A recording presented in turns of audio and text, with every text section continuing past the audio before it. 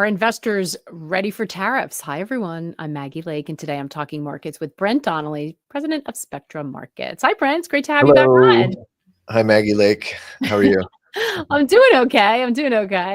We wrapped up the quarter, and we saw U.S. stocks stabilize a little bit, but it has been a really terrible quarter. The Dow and S&P, after really sharp losses in the morning, kind of turned tail and managed to rally back. Nasdaq and Russell didn't look like they quite managed, but certainly off the lows.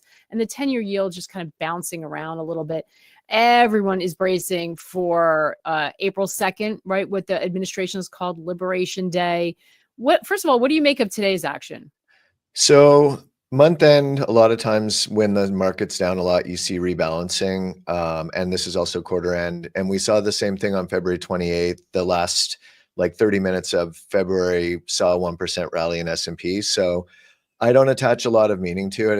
It's just flow. And the thing is, it's just a very tough time. This is kind of micro, but it's a very tough time of the month to be short stocks because of rebalancing today. And then the first of the month is the strongest month or the strongest day of the month historically, simply because of 401k flows.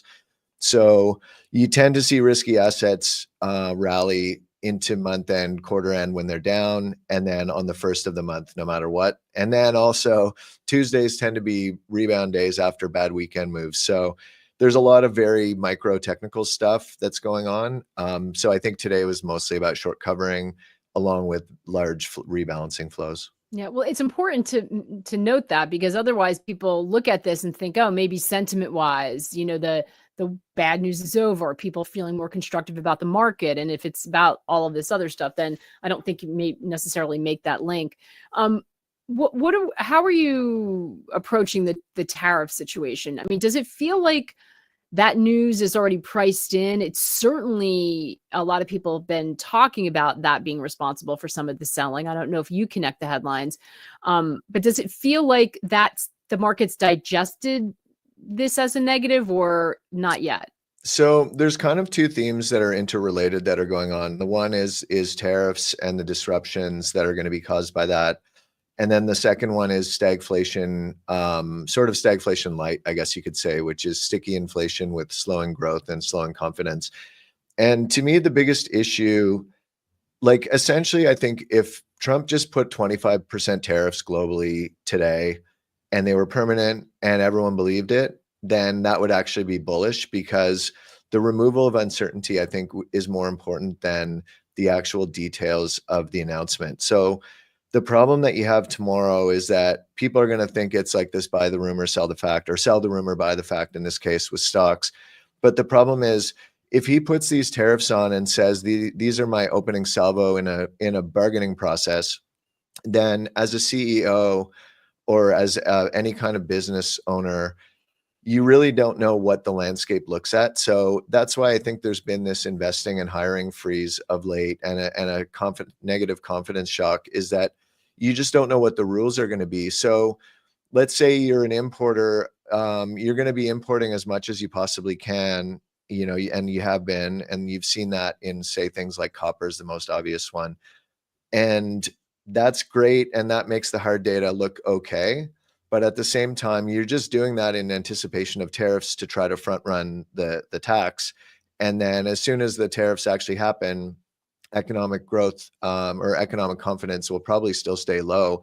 But then you don't have the orders coming through because nobody wants to do anything when they don't know what the rules of the game are. So if we get clarity, which I don't think we will, but there are ways that we could get clarity, which would basically be like, he says, these are the tariffs and they're permanent and we're not changing them, then that I think would be a bullish outcome regardless of the number. But if it's just this mishmash of wishy-washy stuff, and we're doing this now, but we're going to do sector tariffs and we might increase this, and that, like, all that uncertainty just means that confidence is going to keep going down. And I mean, maybe we can talk about this later, but the confidence stuff hasn't mattered in this cycle, but I think it will matter now. Well, I think that's really important. And you're writing about that in your note, which, by the way, we, as always, will drop a link in the description for you to check out Brent's work and figure out where to find him. But and his notes are fantastic. But you pointed this out, and I thought this was really interesting. So talk to me about this. Is this a change for you, right? You've Yes. changed your mind on this. Yeah. So actually, for once in a while, I just make my thing free. And today's was free. So if people want to go to Spectra Markets and go to the library, it's in there and it's free. You can just click on it and read it. But essentially, what I say in there is that throughout 2022, 2023, and 2024, people were looking at lower confidence data and saying, oh, we're going to enter a recession. So M2 as well was like negative for the first time in history in 2023. And that was another reason people were saying, where money growth is negative, we're going to go into recession. And I was poo-pooing it for the last 3 years because the reason, in my opinion, that all these things went negative is that they're second derivative indicators, right? So essentially, like ISM is saying, how are you feeling relative to last month? So it's a rate of change indicator, not a level indicator. So it's not saying how are you feeling in general, it's saying how are you feeling relative to the past. So if you imagine the analogy that I would make is like to a car accelerating. So if a car goes from 50 to 25, then 25 is pretty slow, and so that would be a recession in the economy. But if a car goes from 50 to 100 miles an hour, then back to 50, then your rate of change indicator is going to say, oh, we're slowing down massively. But you have to take into account the starting point. So the starting point in 2021, 2022 was the strongest economy in my lifetime, and I'm not young. So you had like restaurants closing because they didn't have enough workers, and like all kinds of crazy stuff happening, and the economy was so strong that we had this inflationary shock from fiscal. So going from that to a normal pre-COVID economy, which is essentially what we did, and that was the soft landing, that's the equivalent of going from 100 to 50 miles an hour. And so some people were looking at us going from 100 to 50 and saying like, oh my God, we've never slowed down this fast. We must be in recession. But it didn't take into account the base effect or the starting point, which was, we were in this crazy overheated economy, and we went from overheated to regular. But now we're at a regular economy, which is similar to 2017, I would argue. And now we're seeing another huge negative drop in all those rate of change indicators. So now we're about, in my opinion, to go from 50 miles an hour to 20. Which is like recessionary kind of stuff. And so the argument that people are making is the soft data has been bullshit. I'm not following it anymore because it's been a bad indicator. But I think that's the wrong way of looking at it. And so people are waiting for the hard data, like claims and payrolls, which have been still quite strong or like decent, depending on how you slice and dice them. But something like Atlanta Fed GDP, which is distorted by gold imports, but even if you take that distortion out, it's showing negative growth for Q1. And a lot of this negative confidence shock really only started mid-February. So, Q2 is going to be worse than Q1, in my opinion. And Q1's already pointing to something like flat GDP. So to me, there's a lot of bad stuff happening at the same time. And then some of this confidence shock is coming from Doge. Some of it's coming from tariff uncertainty.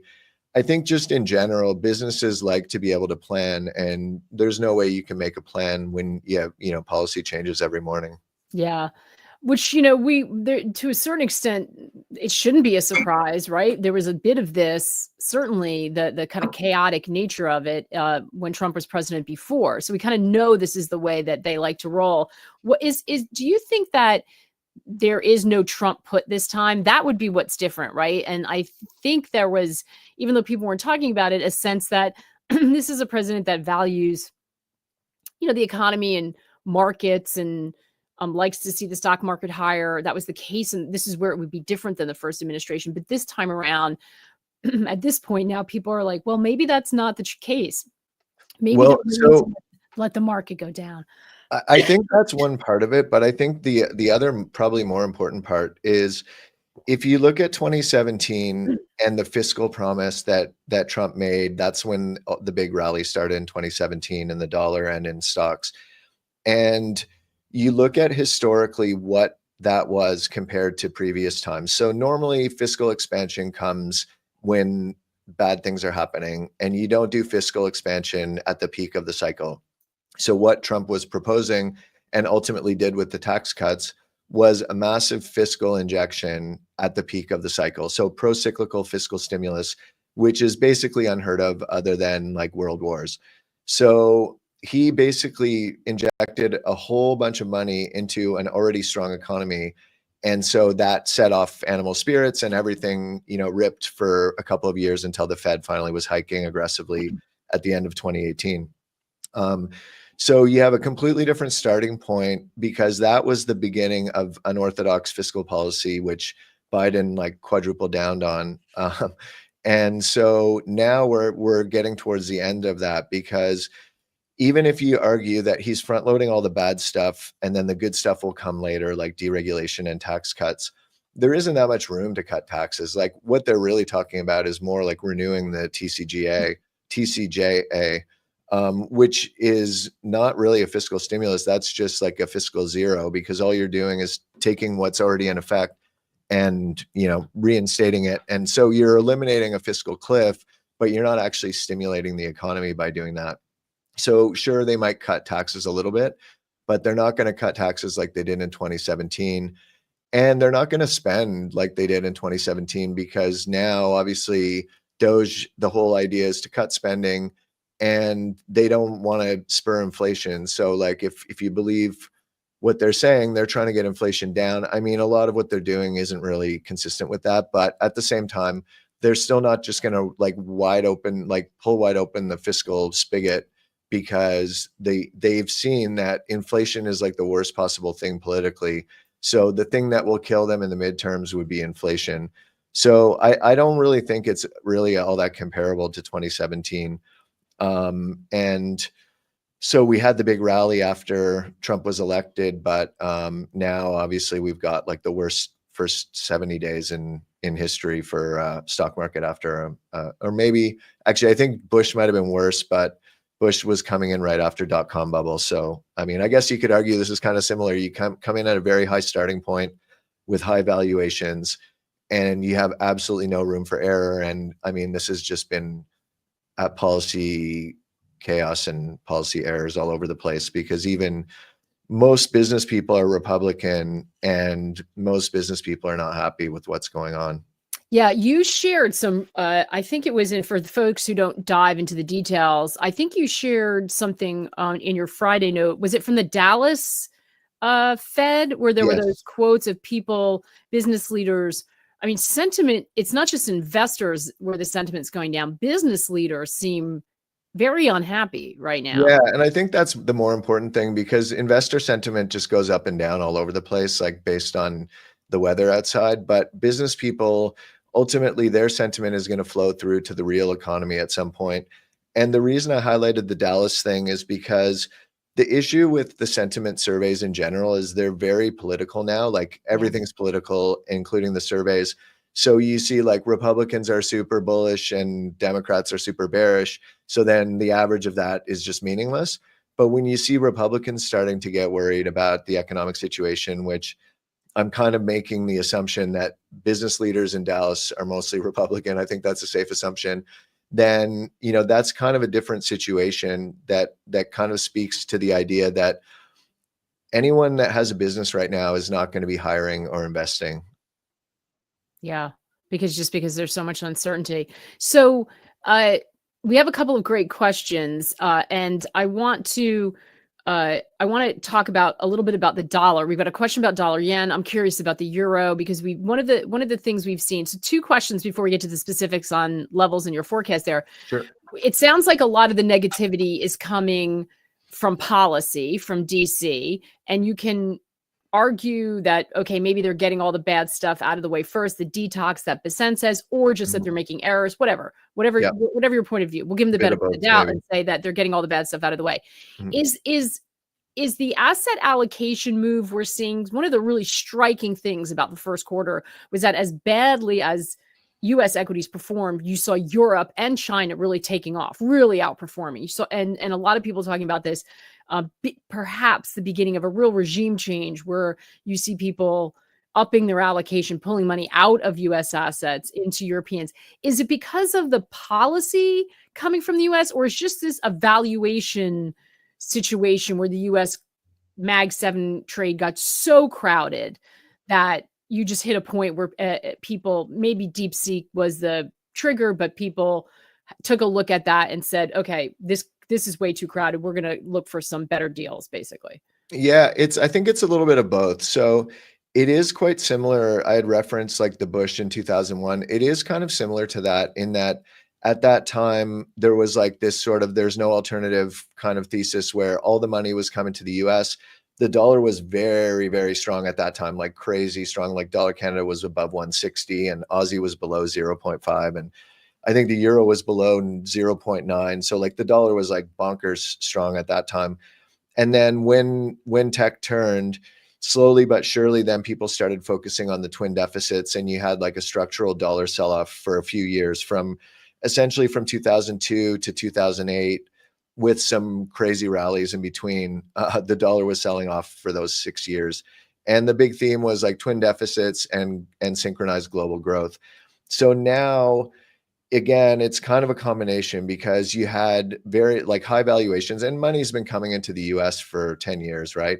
So, and then you had DeepSeek, and then you had Microsoft cutting back their orders for AI CapEx. And then you had this shitty CoreWeave IPO as well. So kind of like the vibe on AI has changed a lot.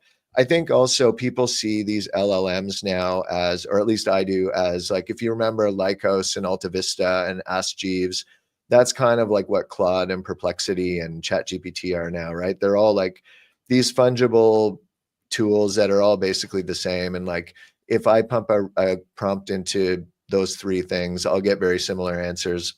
They're all trained on mostly the same data. So they have no moat and no competitive advantage in those things. So then the question becomes like, okay, well, can the CapEx continue at this pace?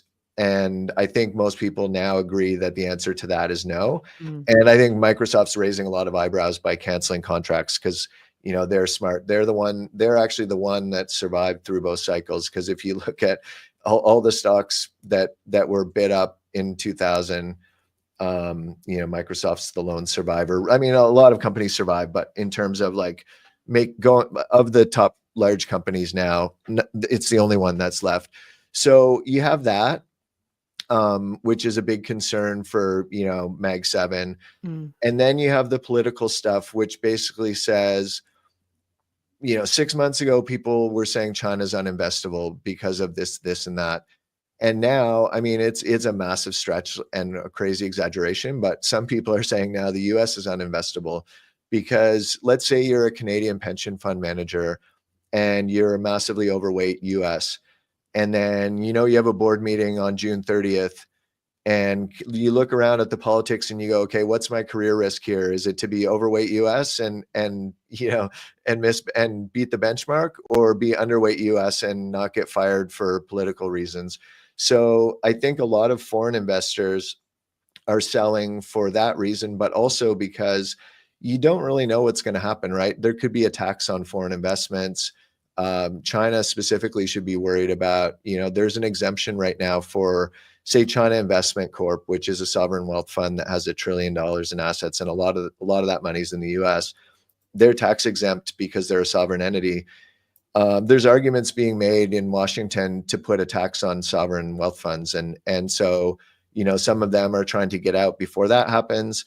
And even if you're the Norges Bank or any kind of like part of the world that doesn't subscribe to what Trump is doing, your incentive is to shoot first and ask questions later, and you don't really want to sit long US assets for 4 years waiting for the dust to settle. So there's a lot of foreign selling of US assets.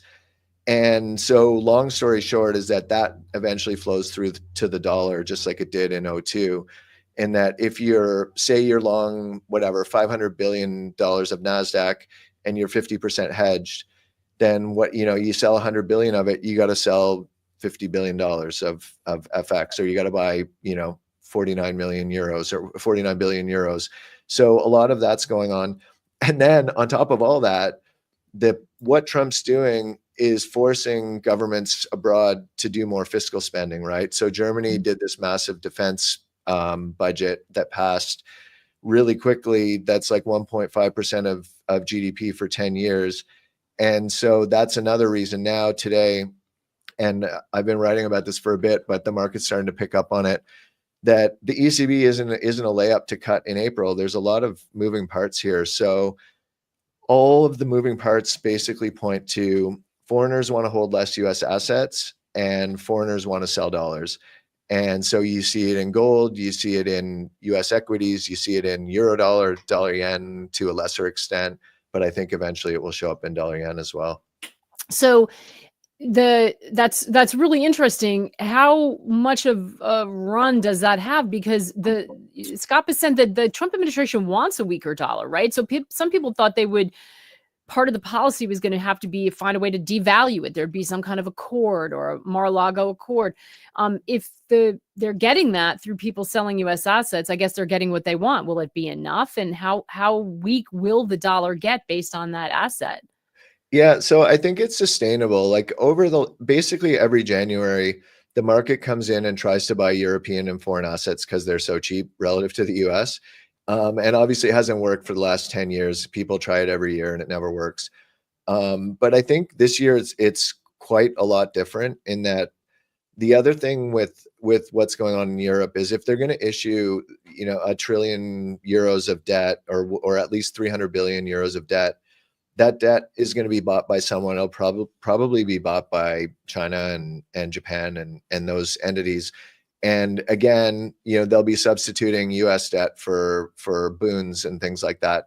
So I think it's sustainable. I'm not as sure about the European equity side because that's been a big part of the trade, just simply because if the US slows down, it's hard for Europe to do super well. And then there's some kind of like more nuanced supply side stuff. Like Rheinmetall is like the German defense company, and they've like, it looks like a meme stock basically, and it's like a huge company.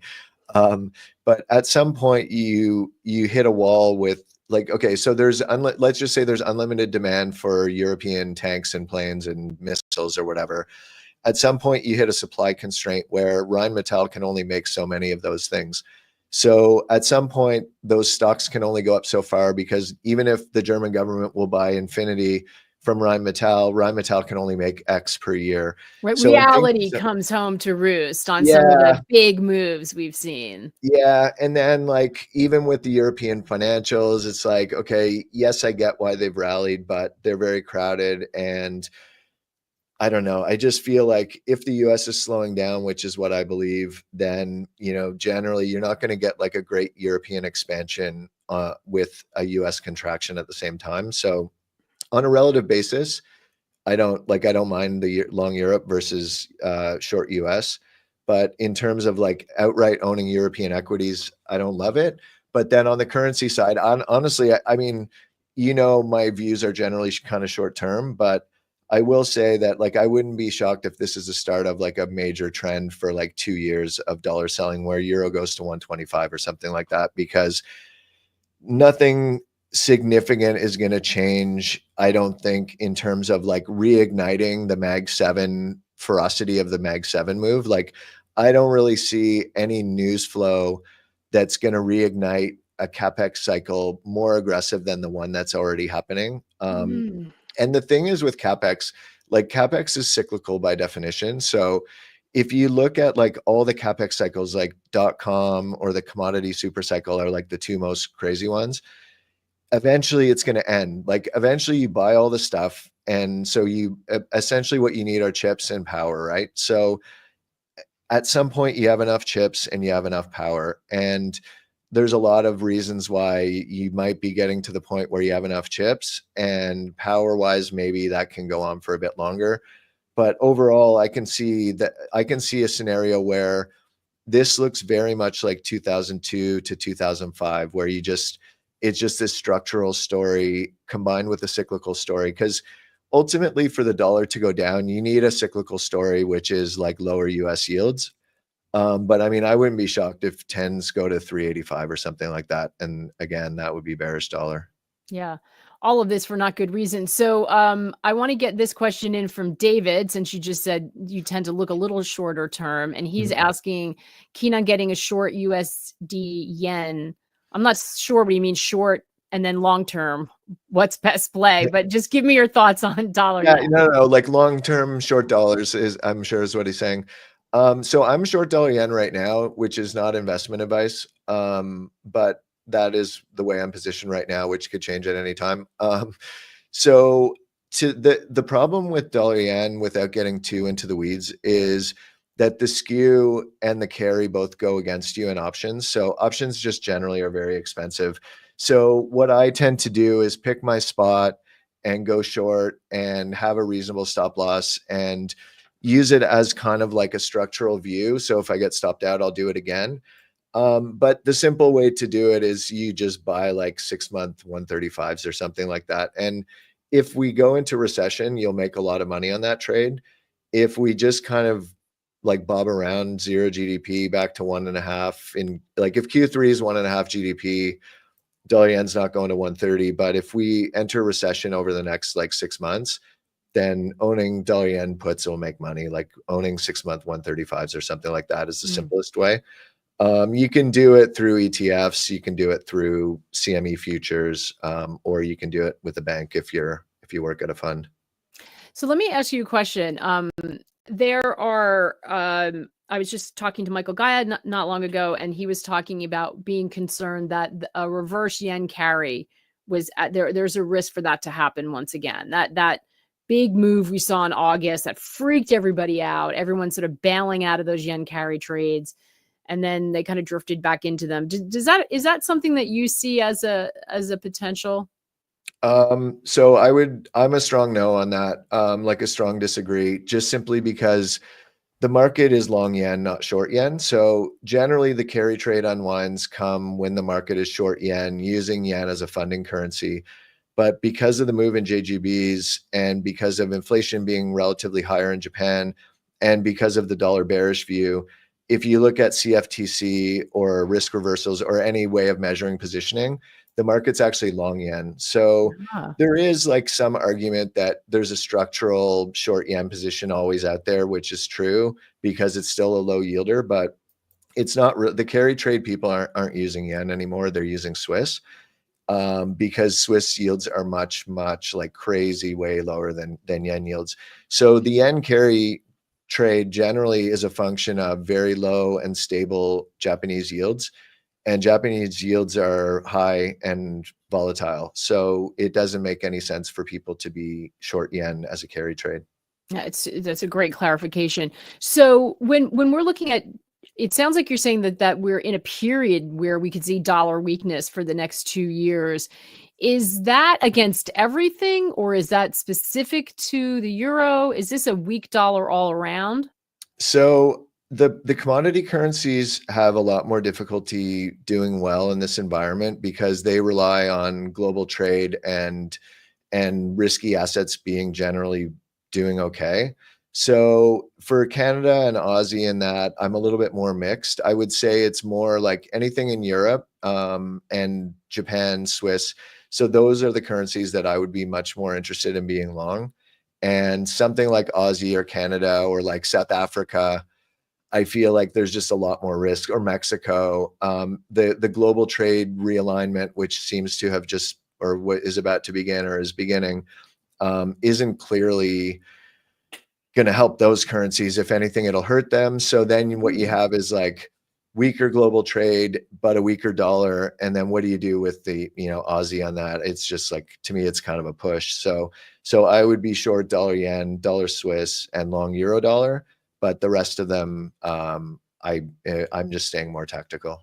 Do you have it sounds, I've had more than one person come on and say, in a way, I mean, I know that you're watching FX a lot, as well as the overall macro environment, but I feel like I've had a lot of people say, like, it really matters now. You have all these people thinking about moving into international markets, increasing their exposure into international markets.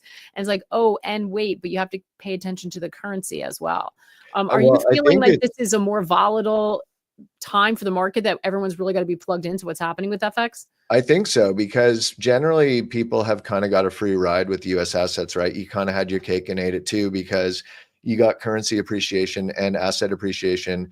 And then a lot of people are still in the old paradigm of like, oh, if equities sell off, then the dollar will rally. So I'm kind of hedged. Like that's what the Canadian pension funds have been banking on for the last 7 years, and it's worked. because the correlation was in their favor, right? If stocks sold off, then the dollar rallied. And so they kind of got like a little bit of a hedge there.